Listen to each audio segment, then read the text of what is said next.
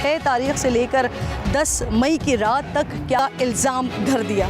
ये भारत का आगाज़ था, लेकिन पाकिस्तान का क्या किरदार था कि 26 अप्रैल को वज़ीर-ए-आज़म पाकिस्तान ने इसकी न्यूट्रल तहकीकात करवाने की बात की, इंटरनेशनली इसकी तहकीकात करवाने की बात की। 6 मई की रात जब भारत ने हमला करने की कोशिश की, उसके बाद जो कुछ हुआ, जो कॉम्बैट हुई, उसको इंटरनेशनली जिस तरह से रिपोर्ट किया गया कि तकरीबन 125 से 140 जहाज़ थे आसमानों में, तारीख़ की तवील तरीन यानी 1 घंटे से ज़्यादा की वो फ़ाइट लड़ी गई।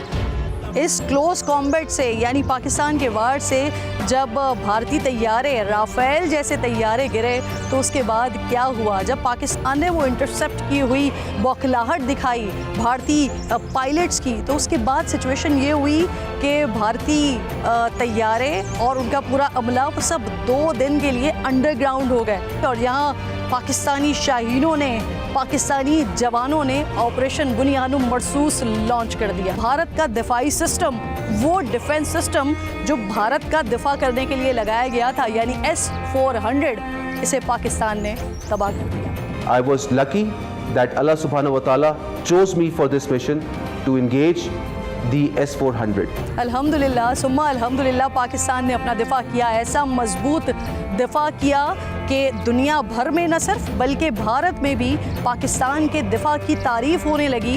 नरेंद्र मोदी को सरेंडर मोदी कहा जाने लगा। क्या क्या हुआ ज़रा ये भी याद कीजिए। अल्हम्दुलिल्लाह सुम्मा अल्हम्दुलिल्लाह, पाकिस्तान ने जब अपना दिफा किया, अपनी सरहदों का दिफा किया, तो ऐसा मजबूत दिफा किया कि भारतीय चौकियों पर बैठे हुए चूज़े, माफ़ कीजिएगा, फ़ौजी ये दफ़ा हुए यहाँ से। और फिर उसके बाद डोनाल्ड ट्रंप को फ़ोन किया गया नरेंद्र मोदी की तरफ से और उन्होंने कहा कि कृपया कीजिए, पाकिस्तान बहुत मार रहा है, रुक नहीं रहा है, इनको रुकवाइए, सीज़ फायर करवाइए। बहरहाल सीज़ फायर हुआ, पाकिस्तान ने अपना हक़ दिफा इस्तेमाल करने के बाद सीज़ फायर किया और फिर उसके बाद नरेंद्र मोदी ने अपने गोदी मीडिया पर और अपने लोगों को ये चूरन बेचना शुरू कर दिया कि ऑपरेशन सिंदूर अभी भी जारी है।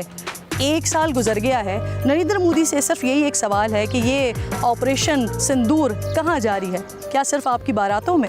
नरेंद्र मोदी क्योंकि मान नहीं रहे थे, खामोशी इख्तियार किए हुए थे और कुछ कह नहीं पा रहे थे, लेकिन सारी दुनिया बशमूल अमरीकी सदर डोनाल्ड ट्रंप ये बारहा बता रही थी कि पाकिस्तान और भारत की जंग में तैयारे गिरे हैं, 6 से ज़्यादा गिरे हैं, राफ़ेल तैयारे गिरे हैं। ये अमरीकी इंटेलिजेंस हो या फ्रांसीसी कंपनी जिनका तैयारा है राफ़ेल, ये तमाम लोग बता रहे थे कि तैयारे तो गिरे हैं। नाज़रीन, नरेंद्र मोदी का ये ट्रैक रिकॉर्ड है, इसी तरह के फॉल्स फ्लैग ऑपरेशन करते हैं। अब पहलगाम हमारे सामने है, इससे पहले पुलवामा हमारे सामने है। लोग सवाल करते हैं कि अगर ये फॉल्स फ्लैग ऑपरेशंस थे तो ये फॉल्स फ्लैग ऑपरेशन क्यों किए गए? तो इसका जवाब मुझे देने की ज़रूरत नहीं है, इंडिया की आवाम सब जानती है। और अब मैं मिलवाऊंगी आपसे पाकिस्तान के उन गाजियों से, पाकिस्तान के उस फ़ख्र से कि जब वॉर मॉन्गरिंग का आगाज़ हुआ था इंडिया की तरफ से, तो फिर यहाँ पर जो मौजूद थे हमारे जवान, पाकिस्तान के पासबान, उन्होंने अंधा कर दिया था इंडिया को। कैसे किया था? कैप्टन अफनान से ज़्यादा बेहतर शायद कोई नहीं बता सकता, क्योंकि ये वो शख्सियत थे जिनकी तरफ से, जिनकी टीम की तरफ से पहला रिस्पॉन्ड इंडिया को किया गया था। अस्सलाम वालेकुम। सबसे पहले ज़रा हम वही जान लेते हैं ना, क्या हुआ था उस रात, 6 तारीख की रात? 6 तारीख की रात को दुश्मन ने अपने तोपखाने हम पर खोले, हम पे हेवी फायर शुरू कर दिया, जिसमें उनका इरादा और उनका मकसद फ़ौजी अड्डों को निशाना बनाना नहीं था। उनका जो आबादी थी, सिविल आबादी, जो लोग रह रहे थे यहाँ पर, उनको निशाना बनाना उन्होंने शुरू किया। अब जब हमारे पास इस तरह की कैजुअल्टी की ख़बरें मौसूल हुई, हमें पता लगा कि सिविल आबादियों पे जाके इनके तोपखाने जो है वो अटैक कर रहे हैं और गोला बरसा रहे हैं, तो उसके बाद फिर हमारा जो रिस्पॉन्स था, हमने वो रिस्पॉन्स जनरेट किया है, जिसके बाद फिर दुश्मन जो है वो अपनी पोस्टें छोड़कर भागा है। दुश्मन को पोस्टें छोड़कर भागना पड़ी और दुश्मन इतना लाचार और इतना बेबस हो चुका था उस टाइम पर कि दुश्मन के पास अपनी इन पोस्टों के ऊपर, ये आपके सामने, आप अगर वो दिखाना चाहें, मैंने दिखाया बिल्कुल, उस सामने पोस्टें नज़र आ रही हैं हमारे बैकग्राउंड में। ये तमाम वो पोस्टें हैं जिन्होंने सफ़ेद झंडे लहराए हैं। ये इनकी बुज़दिली का, ये इनकी जो है बेबसी का निशानी थी। कैप्टन, एक और बड़ा इंपॉर्टेंट सवाल, अब आप लोग तो यहाँ पर मौजूद होते हैं, दुश्मन की आंखों में आंखें डालकर खड़े हुए हैं। मैं खुद यहाँ पर मौजूद हूँ और मैं उस चीज़ को फील कर रही हूँ जिस तरह से आप लोग यहाँ एक्टिव हैं। मैं हूँ तो मेरी भी हिफाजत आप लोग कर रहे हैं, लेकिन जब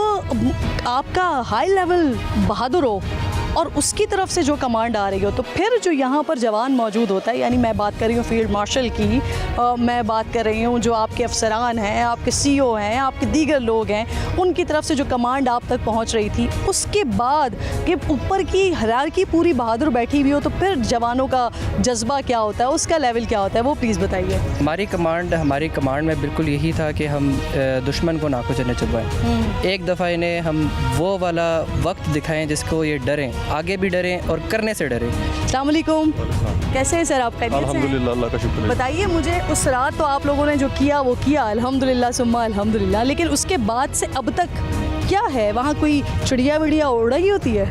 असल में जो दुश्मन को एक गलत फहमी थी कि मैं टेक्नोलॉजी की बर्तरी है मेरे पास, और मेरे पास हम तो ला इलाहा इल्लल्लाह मोहम्मद रसूलुल्लाह कलमा पढ़ने वाले और अल्लाह पर यकीन रखने वाले और एक खुदा वाले लोग हैं। और जब हमारी बाला कमांड के अहकामात और हमारे जो फ़ौजी जवान और हम खुद शामिल उसमें, जब हमने उनकी टेक्नोलॉजी को और उनकी हिकमत अमली को मात कर दिया और उनके मोर्चे छोड़कर भागने पर मजबूर कर दिया, और वो अपनी पोस्टें और बैंकर तबाह हाल में और अपने ज़ख्मी साथी छोड़कर भागने पर मजबूर हुए और भागते हुए हमारे निशाना बने, तो उसके बाद उनके ज़हन में जो बर्तरी वाला एक कॉन्सेप्ट था वो ख़त्म हो गया। अबतरी की हालत में ले आए आप? वो बर्तरी से अबतरी की तरफ चले गए और अभी तक उनको वो शाख ख़त्म नहीं हो रहा। वो अपनी पोस्टों पे अल्हम्दुलिल्लाह हम अभी भी उसका इंतज़ार कर रहे हैं कि दुश्मन को हल्की जैसी भी हरकत करे, हम उसको बताएं कि हमने बयान मरसूस में जो आपका हाल किया है उससे बदतर हाल इंशाल्लाह करेंगे। लाइन ऑफ कंट्रोल से हमारा ये खुसूसी प्रोग्राम जारी है और यहाँ हम जिन लोगों से बात कर रहे हैं ये वो